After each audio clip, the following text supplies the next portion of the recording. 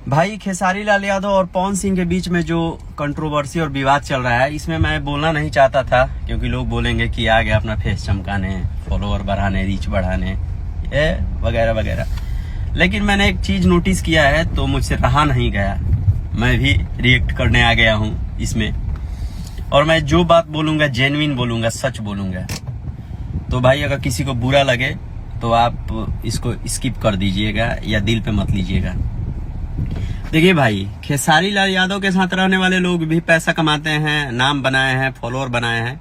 और पवन सिंह के साथ भी रहने वाले लोग मिलियन में फॉलोअर बढ़ाए हैं, पैसा कमाए हैं, नाम बनाए हैं। लेकिन खेसारी लाल यादव के साथ रहने वाले लोग जितने लॉयल हैं, उनके लिए जितना लड़ते हैं, बोलते हैं, गाली सुनते हैं, उतना पवन सिंह के साथ रहने वाले लोग लॉयल नहीं है। पवन सिंह के साथ सिर्फ मतलबी लोग रहता है, सिर्फ पैसा कमाने के लिए, नाम कमाने के लिए और अपना कॉलर टाइट करके घूमने के लिए कि पवन भैया पवन भैया। उनका गाना आएगा तो पोस्टर शेयर कर देगा लोग, बस। पवन सिंह के पीठ पीछे बोलने वाला सिर्फ एक आदमी है, विशाल सिंह। और पवन सिंह का भाई ऋतिक सिंह को हम कभी कभी देखते हैं, बोलता है सामने आके जवान।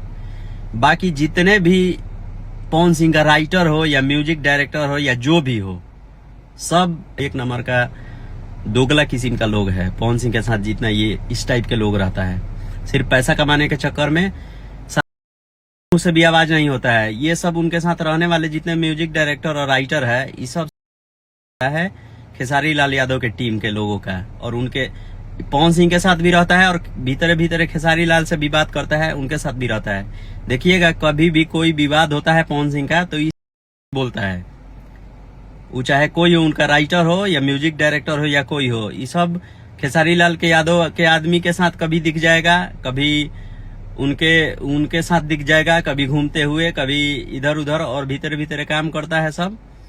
लेकिन खेसारी लाल यादव का राइटर कृष्णा बेदर्दी आके बोलते हैं, म्यूजिक डायरेक्टर उनका जो भी है वो तो सबके साथ काम करते हैं। अखिलेश कश्यप राइटर बोलते हैं, संजय यादव बोलते हैं, सब लोग बोलता है जो भी खेसारी लाल यादव के साथ है। लेकिन पवन सिंह के साथ जितना है सब नमक हराम है, नमक हराम।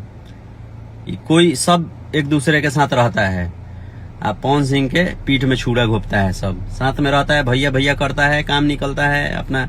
उनका गाना बना के, गाना लिख के पैसा कमा लिया, नाम कमा लिया, पूरा छाप रहा है करोड़ों अरबों रुपया। लेकिन पवन सिंह के साथ कोई कंट्रोवर्सी होता है तो एक शब्द मुंह से नहीं निकलता है, इस सबका दिल में घुस जाता है। यही चीज मैंने नोटिस किया है और ये चीज आप लोगों को बताया हूँ, जो आप लोग नोटिस कीजिए और बताइए कि मैं गलत बोल रहा हूँ। अगर गलत बोला हूँ तो 10 गाली दीजिएगा, जो भी, या पवन सिंह का फैन हो या खेसारी लाल यादव के। लेकिन एक चीज है, खेसारी लाल यादव के साथ रहने वाले लॉयल हैं भाई, लड़ते हैं भाई, गाली सुनते हैं, गाली देते हैं।